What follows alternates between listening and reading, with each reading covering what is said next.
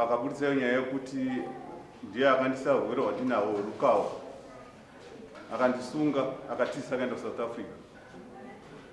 Ndozvandakurira chingano.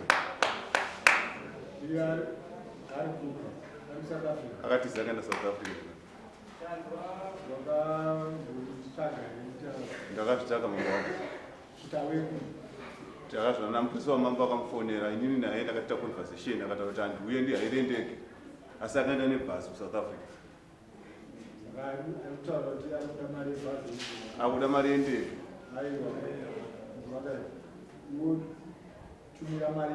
Ndakamutaura ndokutumira mari yebhazi mambo wangu kuti ini ndakati conversation ndinayo, handirambe ndichifosa munhu kuti ndikutumire mari yebhazi. Ndati ndokutumira mari yebhazi wouya munhu obva aramba wapa conversation, saka ndomudii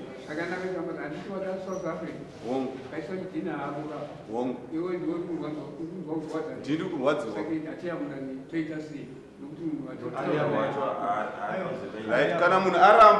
Kana munhu aramba asina kuuya kuchimidza kuza mhosva yake, hamundibvunze ndinobhadharisa sei. Ndimi dare, ndakuzvipira kwamuri, ndimi dare, muona kuti munhu uyu kuramba kwauya kwaita zviri kufamba sei.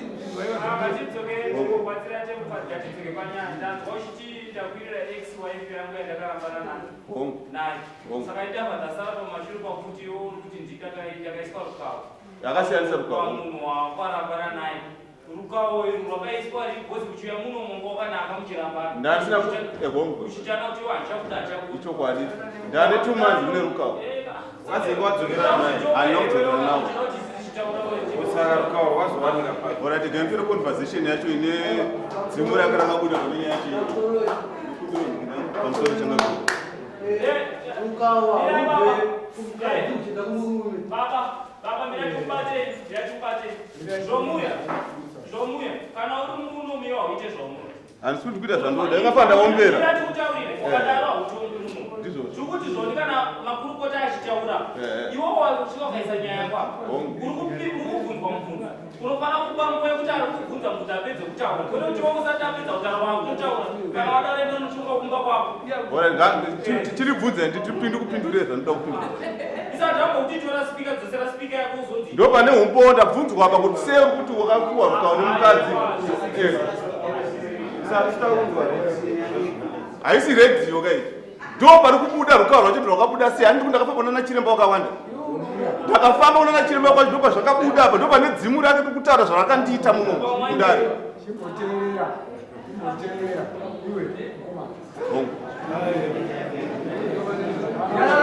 Kana uchida kubatsirika noise atiwe ndono nyaya ndinde nyaya kutaura nyaya yako zvakanaka. Ndatotaura zvakanaka. Aiyo ukaita kupopota bota tinotadza kumatisa mukristo kuti kudii.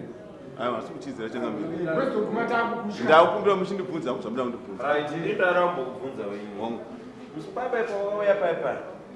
Chiramba nemukadzi wako. Ukatowana mukadzi wako kupedzana.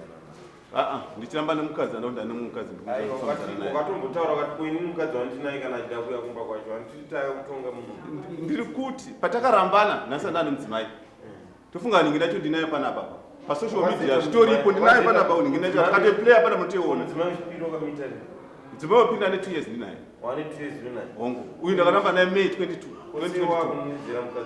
Uyu tachigara pamba pamwe chete. Teerera munhu hakuna munhu anoisa Rukawa mukadzi wa munhu ari kugara naye. Anomunzisa. Teerera munhu sandukuti chinzwai pane pandakafamba ini chinzwai kapo pa radio vanokutaura kuti chii chiri kuitika. Imi musarambe zvandukuti chiri kuitika pane umbo hwangu akusiro paburitsa. Mukurambire kuti ndiburitse pane umbo hwangu apa. Ika chipe ndiburitse ka.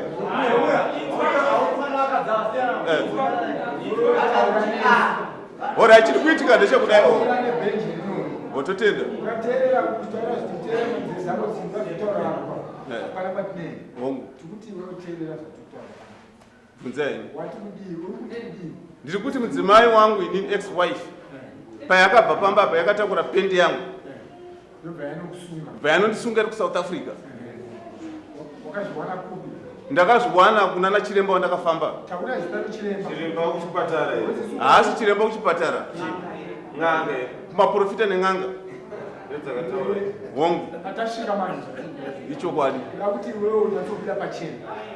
inini ndakafamba ndikaenda pana chiremba anonzi Niki. Pekutanga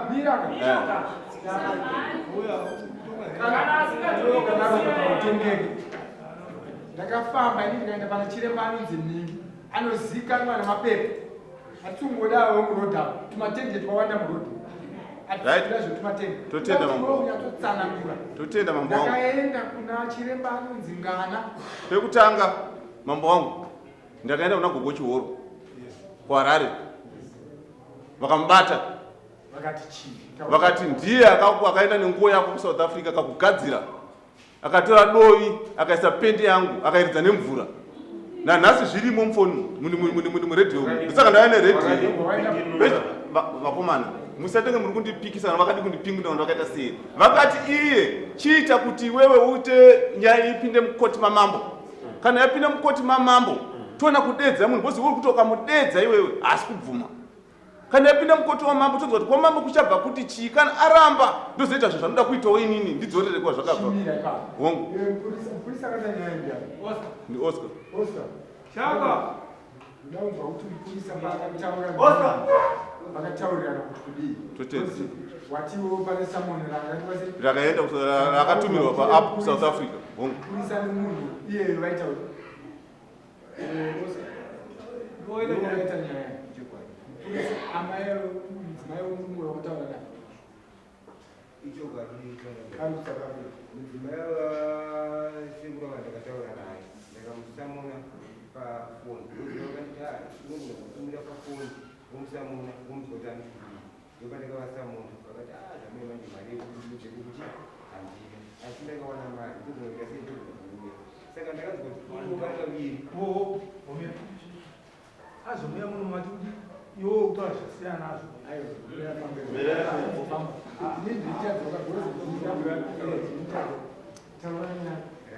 saka ndoro pavakazondifonera sekuti vachindibvunza kuti wakazoa seva ndakavaseva ndakavataura navo nene vaikudai saka vanozvipesera vakuda kudaima azomuzvinhu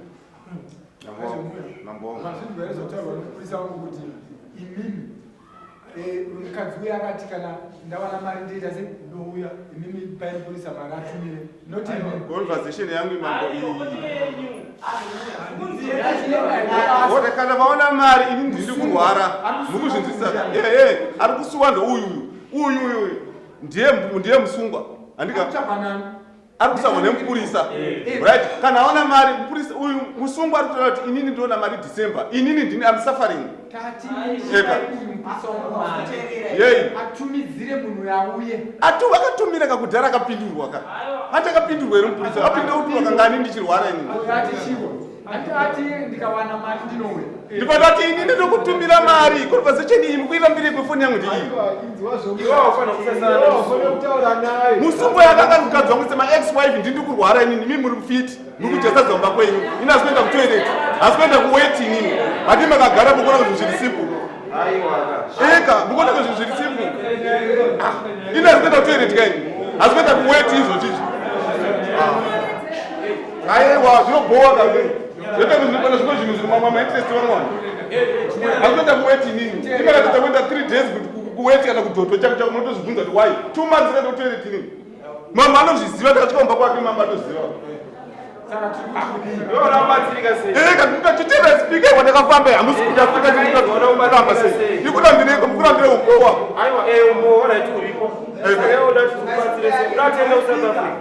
kana aramba kuwedzera maisa chidhina ichi toke munhu asipo aramba kuene nyaya mhosva dzake ichi chidhina ichi isai munorapisa vanhu nechidhina apa ndichizviona munomudare muno isai ndingina apa titonge chidhina ichi isai chidhina ichi ani ngabve mushameda ndikumuona kana achiroya isusu vanhu dzomushaka muno makapinda roambira muno mukwangu hatisiye roambira tobuda toenda pasi roambira ngaiurayiwe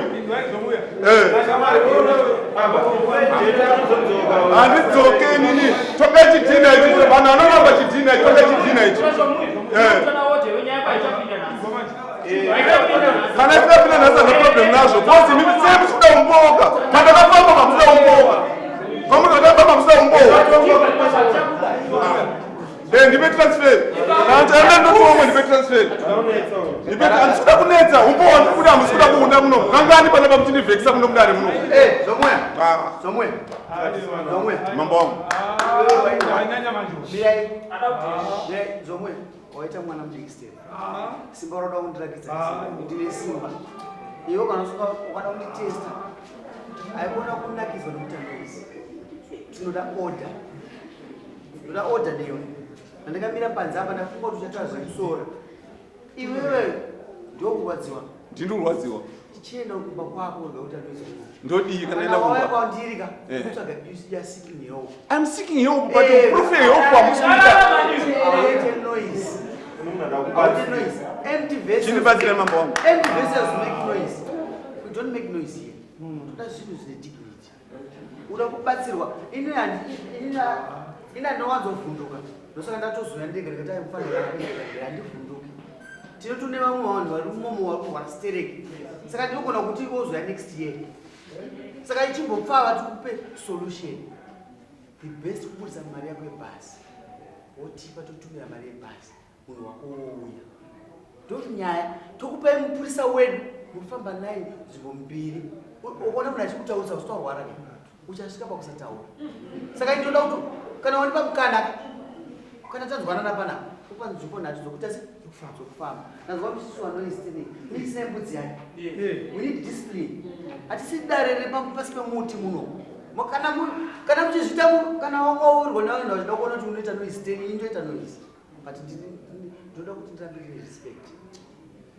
Asi dare notodza kutonga izvi. Ndoda mari yako ichimbomira kanhonda nchida kukanzwa. Ndoda mari yako number 1. Woisa mari kumasaida. Tokupa vanhu kuzunga newe. Vandinono paukaenda pacho tienda pamwe nzvimbo ndingani nhatu. Tapedza izvozvo ndazvinzwa toita decision yemubuda. Basa redu ndokutonga asi rokunzwira vanhu tsitsi. Ndakada kudiwa newe ndakanganisa vanhu vese vanoparana. Mubvunzo wangu uri kuti yangamiri.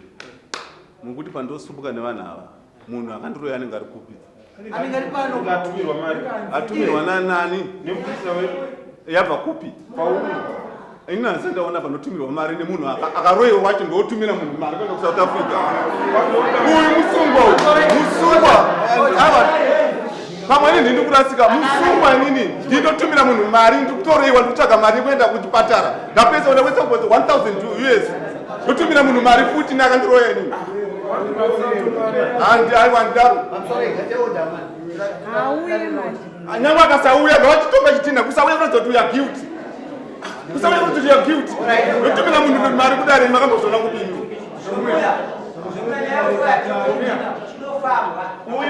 But ngauye kusauya kwako kunotonga chitina ichi waona kuuya uya guilty utaona kuuya.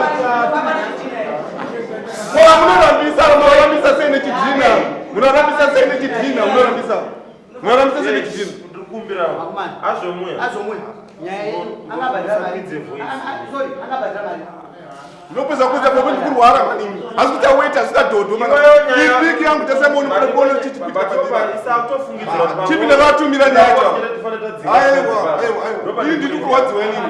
Kuna arwadziwa ikezvo. Aiwa, mukufunga nazo zvanoitwa kakati. Nyaya ndaona mai mini muri muno. Nyaya ino. Voto reitwa nomunhu. Iri itwa nomunhu. Ndono munhu. Aiwa, kana kukupa reitwa nomunhu here. I'm suffering nini? I'm suffering zopesa zvakuti bo. What's I'm suffering? Buda muno. Ndobuda.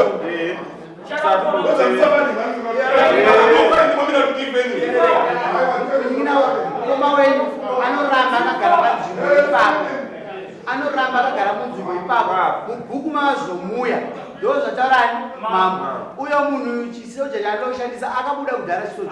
Haana waanotyisa. Saka musamutye zvine haana basa rese. Anodzoka kudare rinei. It doesn't have any respect. Ndikuudza ndakupenga. Mukoma wendi mimi. Anoramba akagara senzu. Azvizukisa. Hatina basa naye. Aratupa mashoko kufana tadzinga. Hapana nyaya. Anowadziwa ndiani? Murume ndakurwadziwa. Saka kana chirwadziwa kana asisataure paye manje tobatsira nokurumidza. Eba zindoro.